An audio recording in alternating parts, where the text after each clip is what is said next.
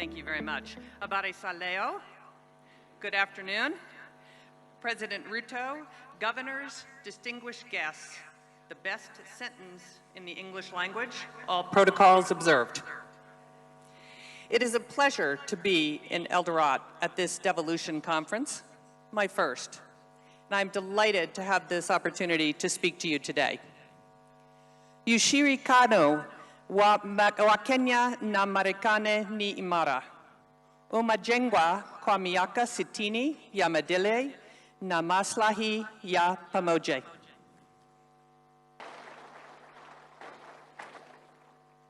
Our partnership has enhanced security and improved the lives of Kenyans and Americans. Since I arrived in Kenya, my team and I have been focused on strengthening the U.S.-Kenya trade investment relationship in coordination with the Kenyan government. The presentation that you are about to hear is one that I have given many times over the past several months to encourage businesses to invest in Africa and Kenya. I want you to hear the pitch too, and hope that you use the data for your own pitches. And I welcome you to add your county to this story. And the story is why Africa, why Kenya, and why your county, whether that's Homa Bay or Kilifi or Nairobi or Mombasa. Let us seize this moment to increase bilateral trade and investment to all our citizens. Now, just after I arrived, it became clear to me we needed to update the narrative on Africa. For example, when I was a CEO, I'll be honest, I probably thought about Africa 1% of the time. Many businesses I managed were elsewhere. But if I were back in the boardroom today, Africa would be on my radar for two very simple reasons: supply chain diversification and net zero emissions. If the war in Ukraine and the COVID pandemic taught us anything from a business perspective, it taught us that single sourcing your supply chain from any one country is not smart. Single sourcing is a recipe for supply chain disruption and shortage. Today, every company is looking for new places to diversify their supply chain.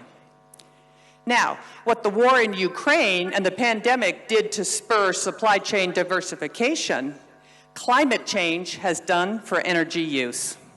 Businesses are pushing for net zero emissions to meet their climate change mitigation goals.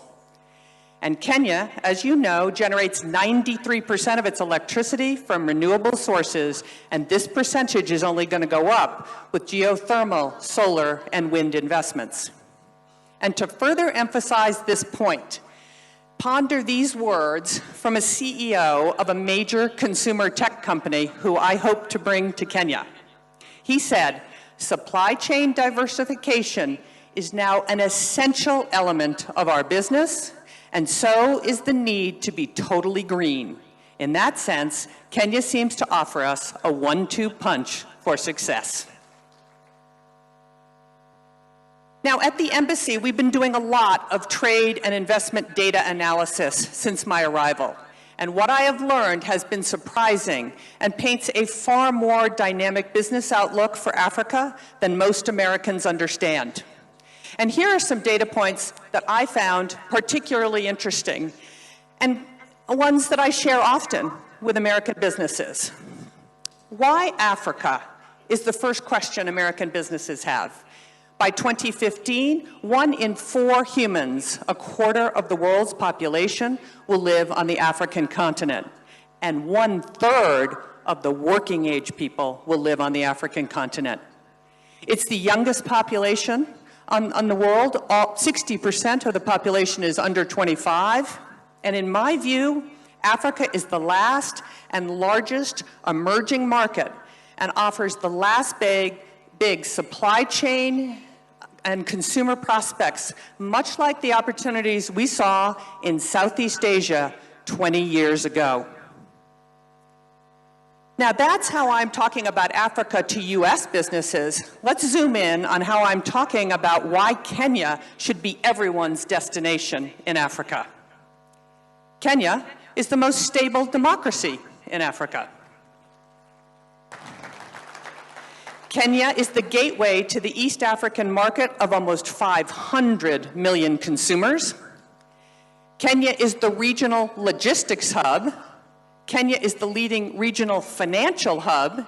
And Kenya, with its Silicon Savannah and super smart engineers, is the region's ICT hub.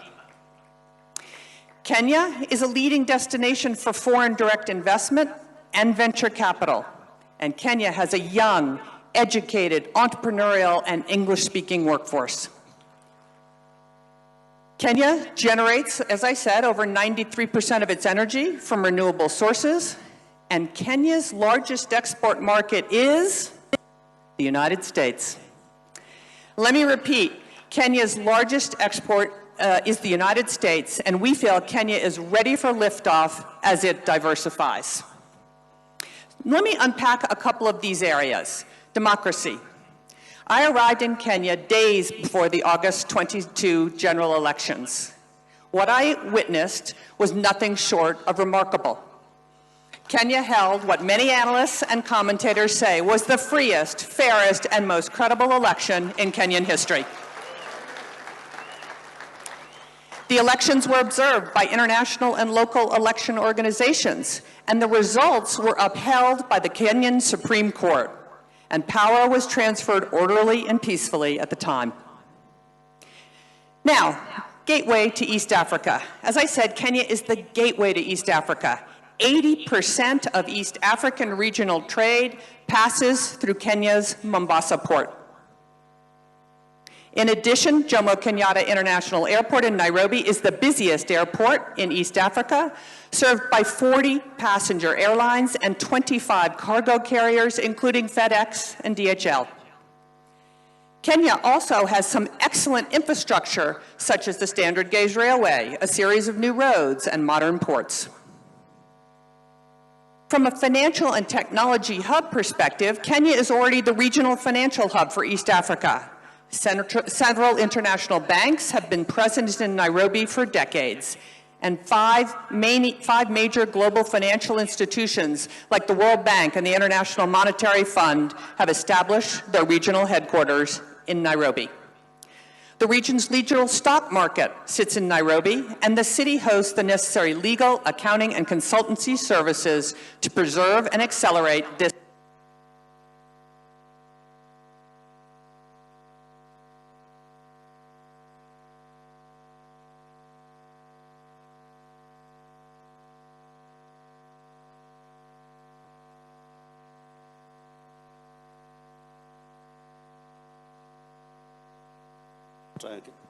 There we go. Okay, great. Thank you. Nairobi also has a very vibrant technology community known as Silicon Savannah, and the Kenyan government is committed to establishing Kenya as the premier destination for tech sector investment and innovation in Africa. Many leading U.S. companies are already in Kenya, including the names that you see on the screen.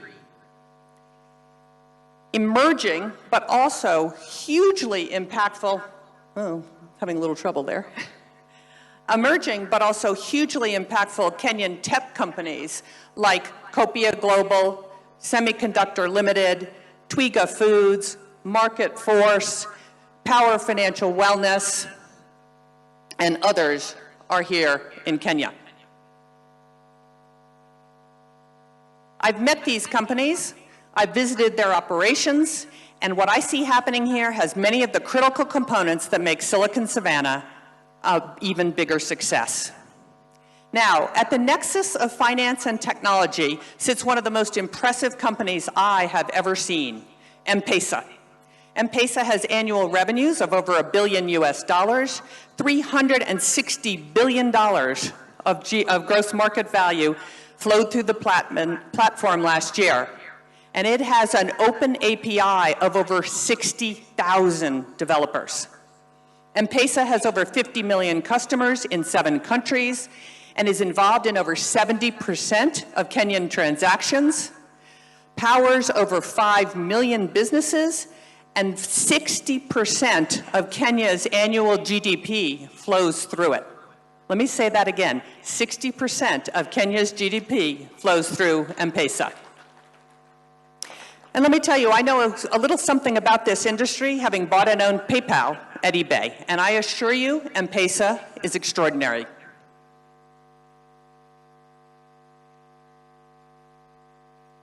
M-Pesa alone demonstrates the brilliant business minds at work in Kenya devising African solutions to global problems.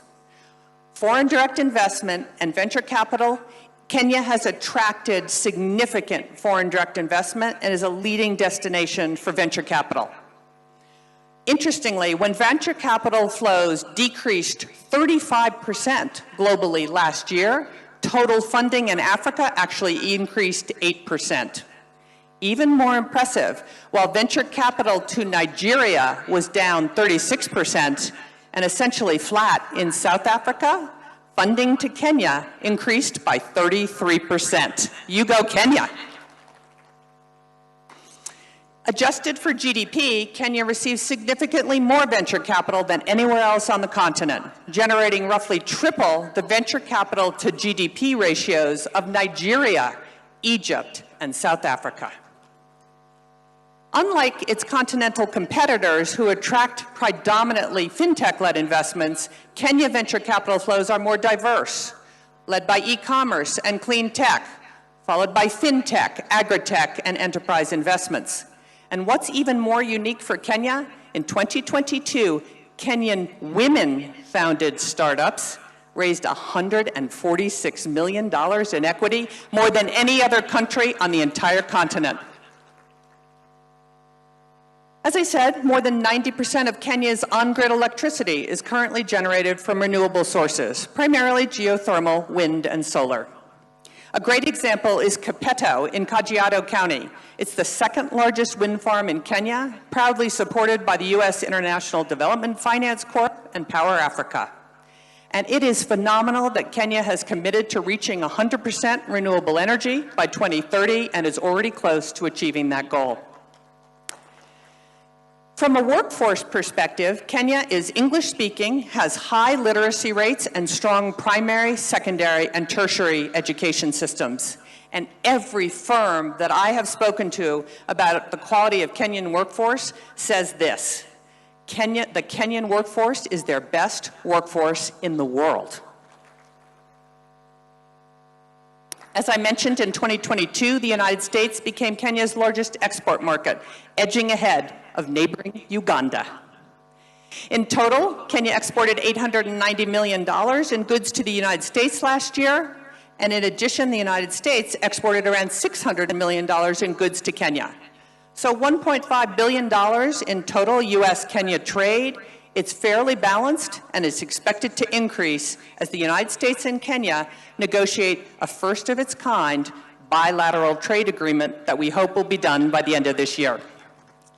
And we hope this agreement will be a model for the rest of the continent once signed. So now you know why I am so enthusiastic about the Kenyan prospects and the Kenyan investment climate. But when I talk to American investors, they have some questions, and there are room for improvement. The Ruto administration has made great strides and is committed to building a business-friendly environment. But if it is to accomplish the goal, the government's going to have to address a few issues. And the first is taxes. Kenya must have a consistent, transparent, and fairly administered national tax policy to attract and retain foreign direct investment and accelerate economic development. The tax rates don't need to be the lowest. They need to be the most consistent. And all of you know, some work still needs to be done, but the recent finance bill had many changes that will make Kenya's tax policy more consistent and therefore more bankable by foreign direct investment. Without a doubt, corruption is a critical issue and one that must be addressed for Kenya to reach its full potential in all areas of development.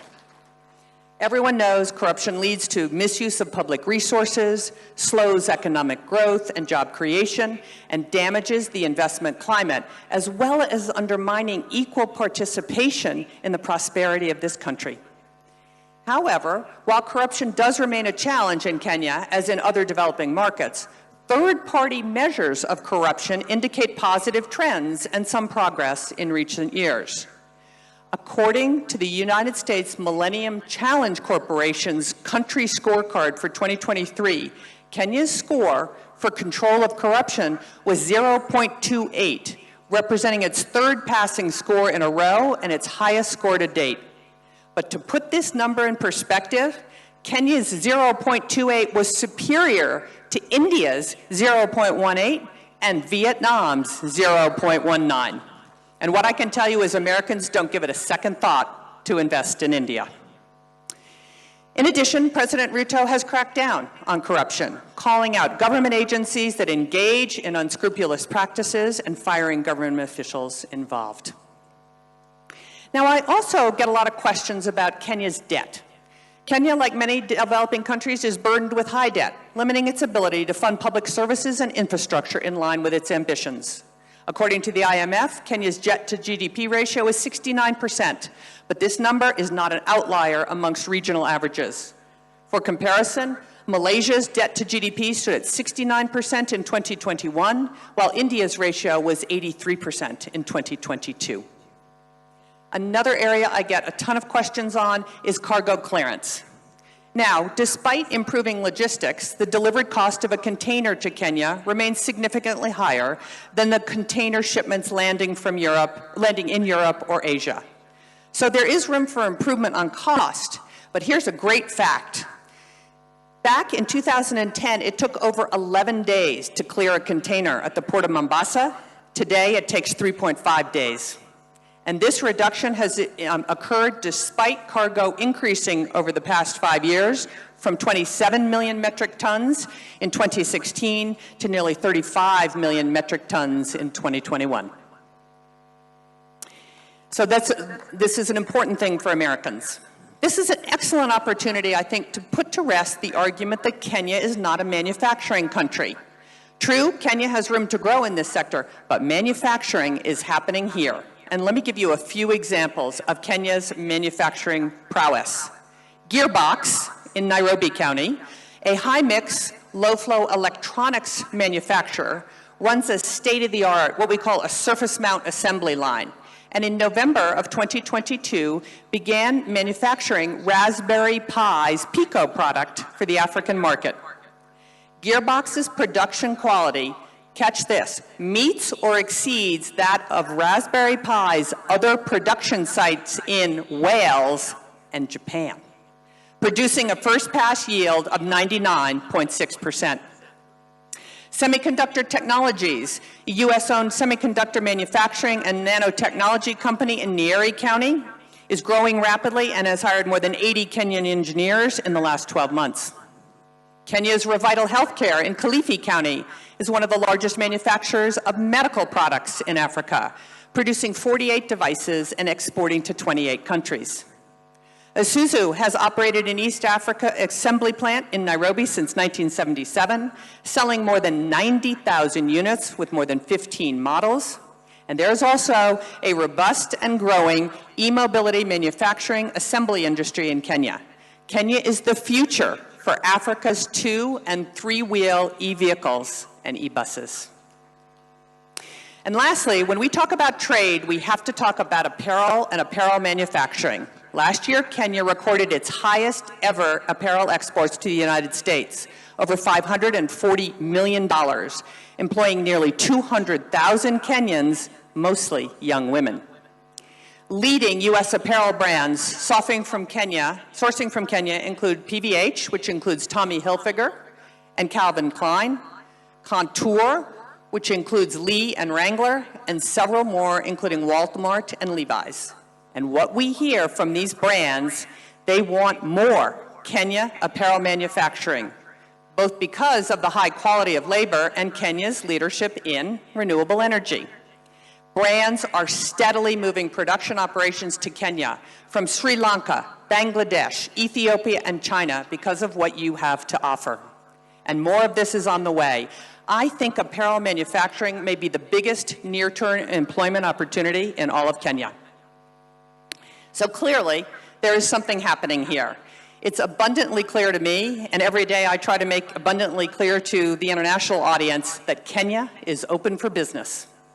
Over the past year, the Kenyan government has been implementing real measures to improve economic conditions and create a business-friendly investment climate throughout the country. Following months of deliberation and consultations with the political and the business community, President Ruto announced the following reforms at the March American Chamber of Commerce Business Summit. A consistent, fair, predictable, and enduring tax regime. Alignment of Kenya's data protection regulations with the multilateral global cross-border private rules framework. A 6-month deadline for KRA to either pay all verified tax refund claims or provide offsets. Elimination of the VAT on export services. Elimination of the domestic equity requirement for ICT companies. Removal of tax on stock-based compensation for employees of all startups. And commitment to adhere to the OECD two-pillar solution framework for digital services tax. And finally, a commitment to revitalize Kenya's special economic zones to maximize their competitiveness, and more reforms are in the pipeline. As you can see, there is so much opportunity in Kenya, and an opportunity to bring the U.S. and Kenyan businesses closer together. All of what I'm about to announce has happened in the last 12 months. In agriculture, Del Monte, the largest private sector employee in Kenya, has invested $5.5 million in a new state-of-the-art fresh fruit packing facility in Kiambu County. Kentegra, a U.S.-Kenya company on the forefront of restoring Kenya as the leading producer of organic insecticide, is building a new $15 million pyrethrum refinery in Nakuru County, benefiting over 90,000 farmers. Regen Organics, an incredibly innovative company founded by young MIT graduates, they're like 27, turning waste into fertilizer, fuel, and animal feed. They will expand their farm and organic waste collection, more than doubling their production of affordable, locally produced agriculture inputs benefiting 10,000 farmers, and they're building a new $7 million factory that will create 500 jobs in Kakamega County. In apparel, the industry that continues year-on-year expansion, new partnerships have been launched with several leading manufacturing companies, including MAS and Mega, Coast Apparel, and UAL, and they will create at least 20,000 additional jobs and increase exports by 200 million in the next year. Many of these investments are in Machakos County. Best Corporation, also in Machakos, will launch a new apparel manufacturing facility in mid-2023 with plans to hire 2,400 new employees. And NextGen will build a state-of-the-art apparel labeling and packaging facility that has already broken ground and will be operational in September. In ICT and innovation, CCI Global, the largest business process outsourcing company in Kenya, has doubled its workforce to 8,000. In the next 6 months, they'll add 4,000 jobs in Kenya, in Kiambu County, for American clients like United Airlines, Spirit Airlines, JetBlue, AT&T, and Shipped. In energy, Milele Energy, a U.S. company, just concluded a deal to acquire part of the Turkana wind power project, one of the largest in Africa, and producer over 20% of Kenya's electricity in 2022, with huge plans for expansion. And last but certainly not least, in the medical pharma industry, the government of Kenya and Moderna finalized an agreement to build a new $500 million vaccine manufacturing facility in Kiambu County. This will be the only such facility on the African continent for Moderna and their first factory outside the United States. Moderna's investment should be a catalyst for the medical industry in Africa, producing over 500 million vaccines a year. All of this has happened in the last 12 months. So all you need to do, Mr. President, is do that again in the next 12 months. And there are more exciting developments happening every day. American sports associations like the NBA, the NFL, Major League Baseball, Major League Soccer, and the entertainment icon, the Grammys, are all currently looking for a home in Kenya. And the television and movie industries are discovering Kenya too. Everyone thinks Nigeria has the market on this, but just look at the fact that Kenya now has a Real Housewives of Nairobi.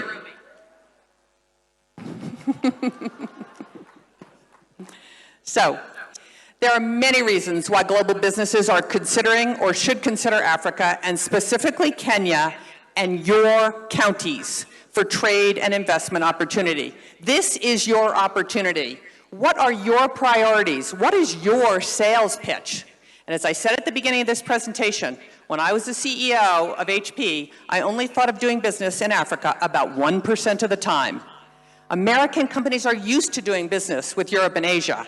How will you convince them to make doing business in Kenya just as routine? I encourage you to take this presentation. There's no trademark on this presentation. Take this presentation and tell the story of why Africa, why Kenya, and why your county. Why Garissa? Why Mombasa? Why Isiolo? Why Nakuru? Why any county in the country? You should be able to answer the question, why Africa, why Kenya, and why your county? So to conclude, the United States and Kenya are open for business. And to quote President Ruto, Kenya means business. So we have work to do. We need to roll up our sleeves and deliver the results. The American people and your constituents deserve our best efforts to expand shared economic opportunity and growth. Asante sana.